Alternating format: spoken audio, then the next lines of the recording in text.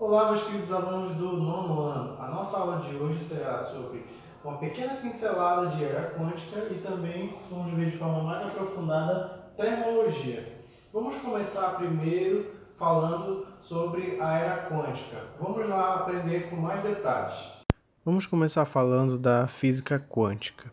Na física quântica ou mecânica quântica, se estudam as características das partículas subatômicas. Um dos termos relacionados à era quântica é a chamada dualidade quântica. Nesse tipo de estudo, nós podemos relatar várias possíveis respostas para um determinado evento. Esse tipo de estudo propõe que toda matéria ela pode ser vista por uma ótica dual. Como assim? Toda matéria, ora, ela pode se comportar como partícula, ora, ela pode se comportar como onda. No exemplo aí nós podemos observar que o Sol ele pode emitir tanto ondas quanto partícula. E esse é o conceito fundamental, ponto principal da chamada dualidade quântica. Outro estudo extremamente importante para a era quântica é o estudo da teoria da relatividade restrita e geral que foi formulada por Albert Einstein. Antes de Albert Einstein, a teoria que predominava era a teoria da física clássica, proposta por Isaac Newton. E segundo essa física clássica, o universo era regido como se fosse por um relógio gigante, onde o espaço e tempo eram absolutos em todas as partes do universo. Já na teoria da relatividade, mais especificamente da relatividade restrita, esses termos foram sendo modificados, porque o tempo e o espaço, segundo a relatividade restrita de Albert Einstein, dependiam do observador. Ou seja, se o observador está em diferentes pontos do universo, então o tempo e o espaço são diferentes. A física clássica também relacionava, por exemplo, a gravidade como uma força que um corpo celeste de grande massa exerce sobre um outro corpo celeste de menor massa. Já na teoria da relatividade geral, proposta por Albert Einstein, essa gravidade se representava de uma forma diferente. Como assim? Para Albert Einstein, esse espaço e tempo formavam como se fosse um tecido no universo, por onde os corpos celestes ficavam sobre eles.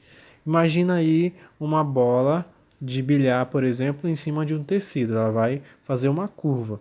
E essa curva também está presente no espaço. E essa gravidade seria justamente o resultado dessa curva que um determinado corpo celeste proporciona. A partir disso, então, observou-se que a gravidade não seria a força de atração entre esses corpos, e sim seria um resultado dessa curva que o espaço e tempo apresentam devido aos corpos celestes. Agora que nós já vimos alguns conceitos sobre a era quântica, vamos falar sobre a termologia. Termologia é uma área da física que estuda o resfriamento e aquecimento de alguns corpos, certo? Como, por exemplo, variação de pressão, temperatura e calor. Aqui eu separei alguns pontos para nós estudarmos na aula de hoje. Vamos começar falando sobre agitação térmica. Vocês já viram lá no início das aulas que a matéria ela é formada por diversas partículas chamadas de átomos. E esses átomos estão em constantes movimentos na matéria. Por exemplo, a matéria pode apresentar de forma geral três estados físicos: sólido, líquido e gasoso. No estado sólido, essas partículas estão com pouco movimento, estão apenas vibrando, uma próxima das outras. Lembra lá?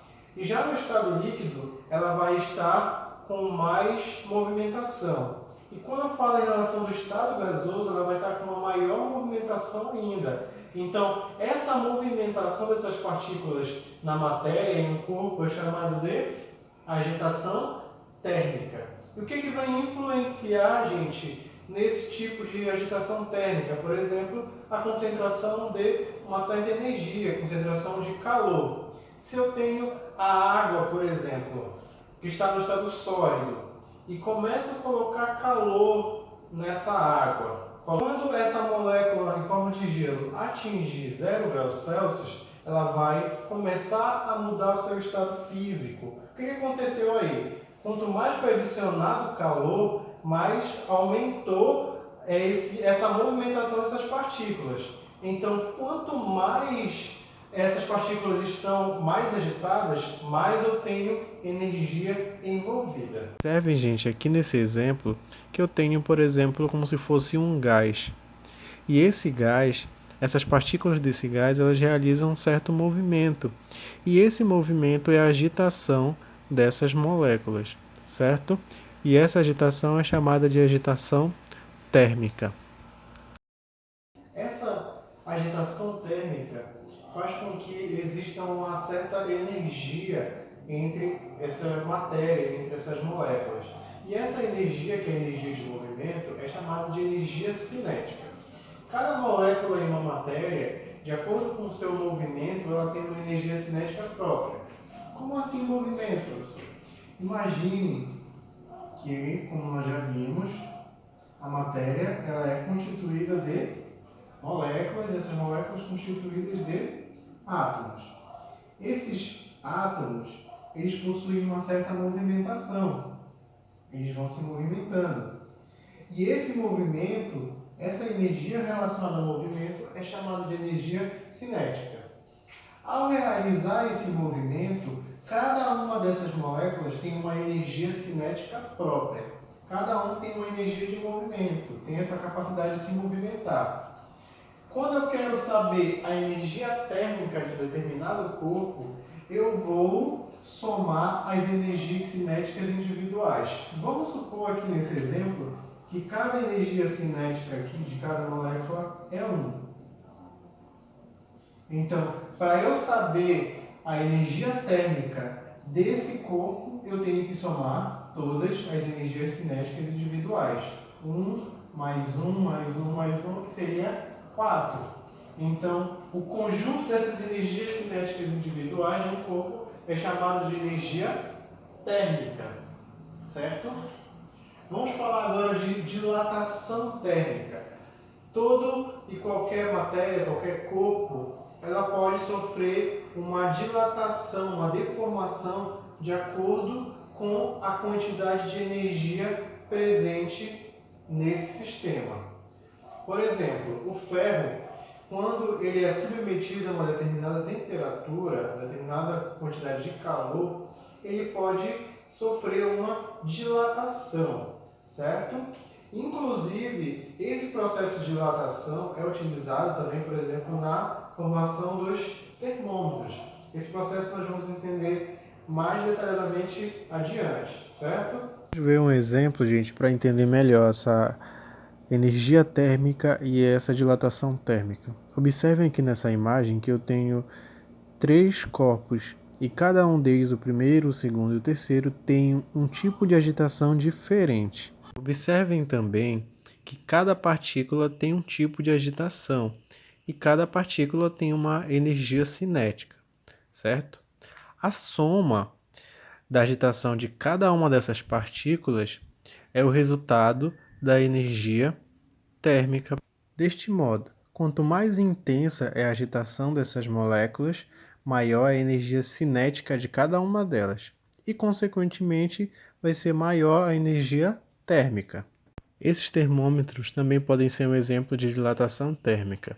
Dentro desses termômetros existe um determinado líquido, e esse líquido vai sendo dilatado de acordo com a temperatura. Se a temperatura for maior, a dilatação vai ser maior. Gente, vamos falar agora sobre equilíbrio térmico. E para a gente compreender o equilíbrio térmico, nós precisamos entender que a matéria ela tem essa capacidade de trocar calor, certo? Pode perder calor ou pode ganhar calor. Se eu tenho dois corpos e esses corpos trocaram calor e eles já não têm mais calor para trocar, significa que esses corpos chegaram ao equilíbrio térmico. Eles já não trocam mais calor em um determinado ambiente. Vamos falar agora da temperatura. A temperatura, gente, é uma medida do grau de agitação dessas moléculas, dessas partículas que estão em movimento, certo? E outra característica também que nós podemos estudar é o calor, que é essa quantidade de energia térmica presente em determinados corpos. E essa energia térmica ela tem a capacidade de se movimentar. E isso nós falamos que é calor. O calor ele pode ser também chamado de uma outra grandeza chamada de calor específico. E o calor específico, gente, é a quantidade de calor necessários para elevar 1 grau Celsius a temperatura de 1 grama de uma determinada substância. E esse calor específico pode ser separado em calor específico, chamado de sensível, e calor latente. Vamos conhecer mais aprofundadamente cada um desses detalhes, certo?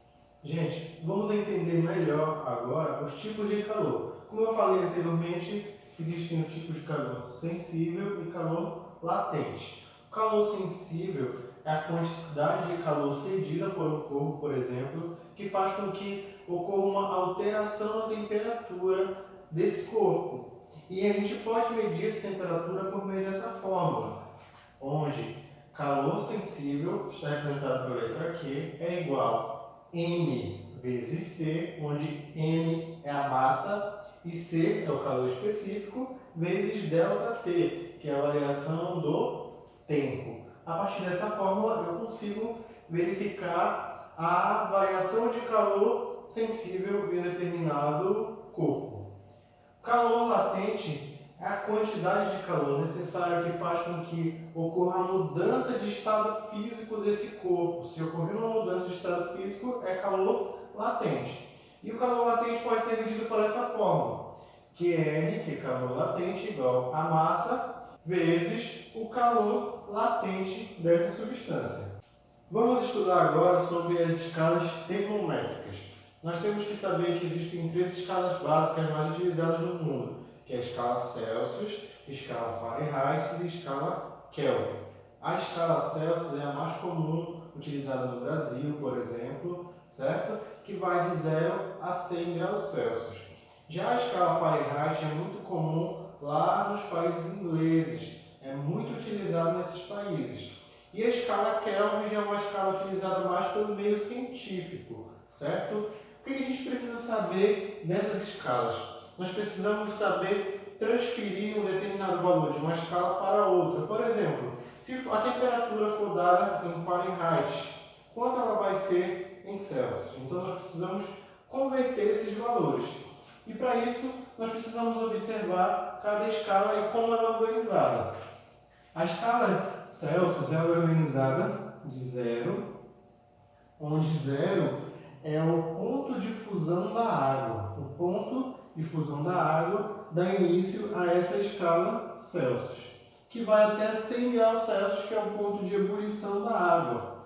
Já a escala Fahrenheit, ela começa em 32 graus Fahrenheit e termina em 212. Como é, professor, que eu vou conseguir transferir, por exemplo, uma determinada temperatura em graus Celsius para Fahrenheit? Para isso, eu preciso chegar até a fórmula para conseguir converter de Celsius para Fahrenheit. E como é que eu vou chegar a essa fórmula? Utilizando uma propriedade matemática chamada de proporção. Olha só. Esse está para esse e esse está para esse. Não precisa vocês ficarem assustados com essas proporções matemáticas, que vocês já podem utilizar a fórmula no final que a gente vai chegar aqui, tá? Olha só. Quando eu faço essa proporção, eu digo que TC menos 0 está para 100 menos 0. Olha só. TC menos 0 está para 100 menos 0. Igual. Significa que esse pedacinho aqui está relacionado com esse pedaço grande aqui, certo? TF está relacionado com 32. TF menos 32 igual a 212 menos 32.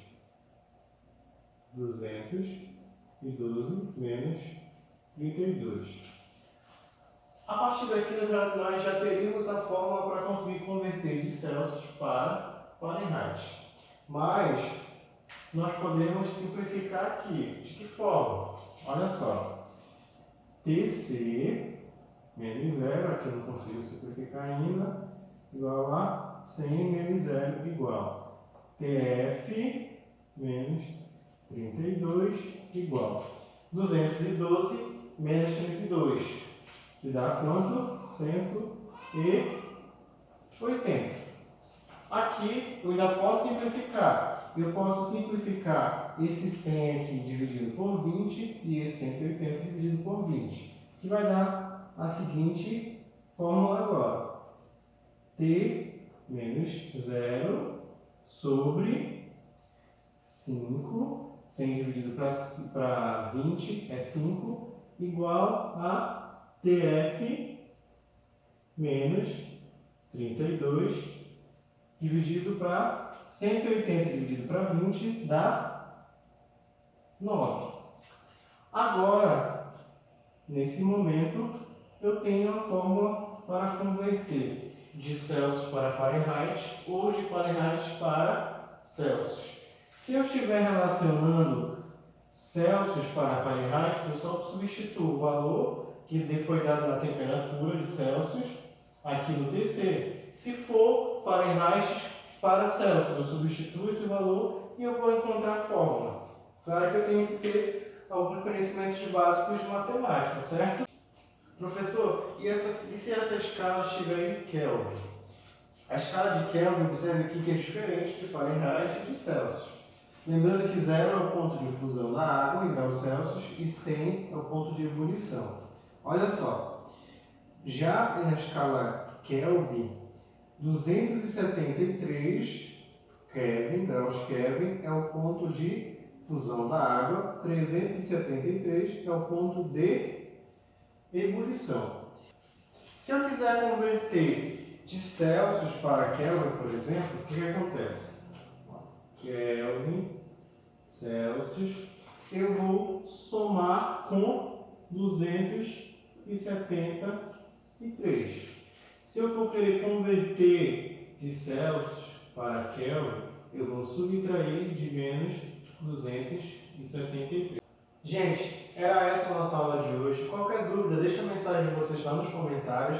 E não esqueçam de olhar lá na descrição do vídeo as atividades, certo? Até mais e fiquem com Deus.